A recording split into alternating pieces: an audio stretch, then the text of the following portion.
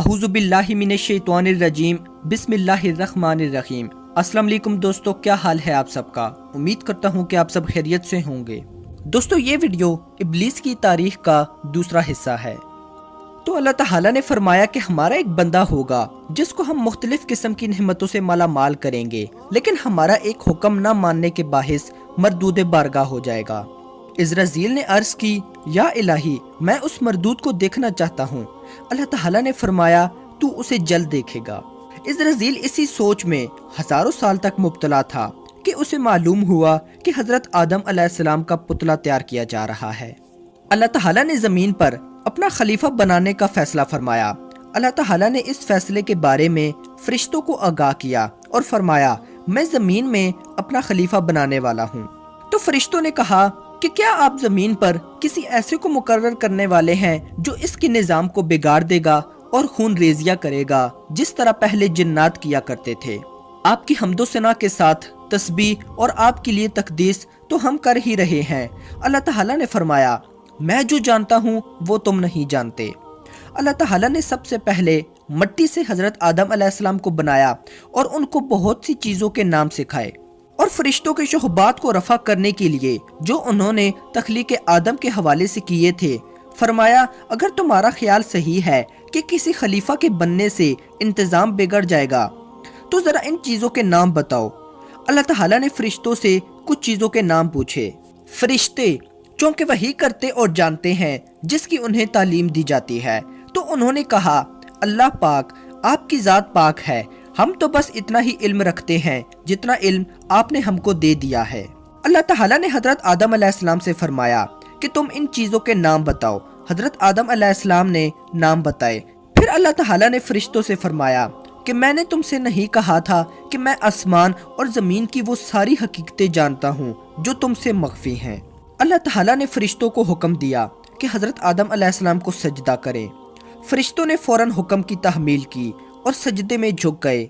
सब ने इख्तियार और ताबीदारी का मुजाहिरा किया, लेकिन जिन्नात की ग्रोह से ताल्लुक रखने वाला इज़राज़ील, जो दरबार इलाही में ऊंचे मकाम का हामिल था, उसने सजदा करने से इनकार कर दिया। उसने अल्लाह ताला के हुक्म की नाफरमानी की और बगावत करते हुए सजदे से साफ इनकार कर दिया।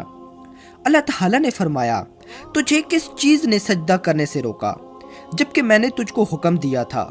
इब्लीस ने कहा कि ऐ अल्लाह, तूने मुझे आग से पैदा किया और आदम को मिट्टी से, मेरा और आदम का क्या जोड़, मैं इस मिट्टी के पुतले को सजदा नहीं कर सकता।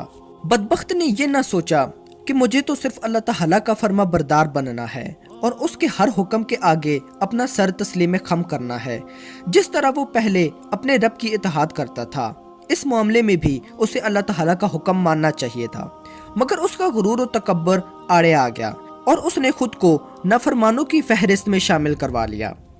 अल्लाह ताला ने उसके गुरूर और तकब्बर को खाक में मिलाने के लिए अपने गैज़ व गज़ब का निशाना बनाया और उसे जलील करार दिया और हुक्म दिया कि निकल जा, दर हकीकत तू उन लोगों में से है जो खुद अपनी जिल्लत चाहते हैं। और अल्लाह ताला ने फरमाया, तेरे ऊपर यौमुल जरात तक मेरी लानत है।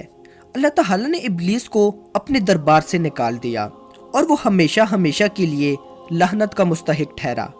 अर्श से निकाले जाने पर इब्लीस ने अल्लाह ताला से कहा, या अल्लाह, मैंने तेरे लिए हजारों साल इबादत की है, क्या तू मुझे उसका सिला नहीं देगा।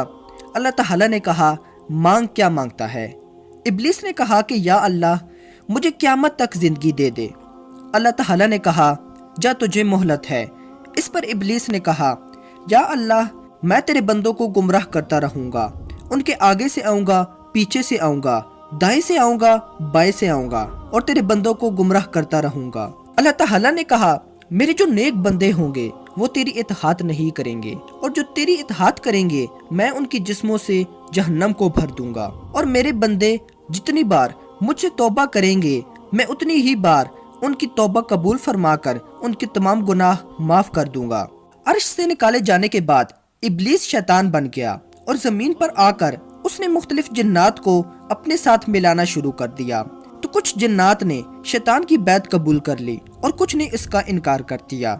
जिन्होंने शैतान की बैत कबूल कर ली, ये वही जिन्नात हैं जो इंसान को नुकसान पहुंचाते हैं और इंसान को गुमराह करते हैं। दोस्तों ये थी आज की हमारी छोटी सी वीडियो। अगर आपको वीडियो पसंद आई हो तो इसे लाइक करें, शेयर करें और कमेंट करें। अगली आने वाली वीडियो तक अपना ख्याल रखिएगा। Thanks for watching. खुदा हाफिज।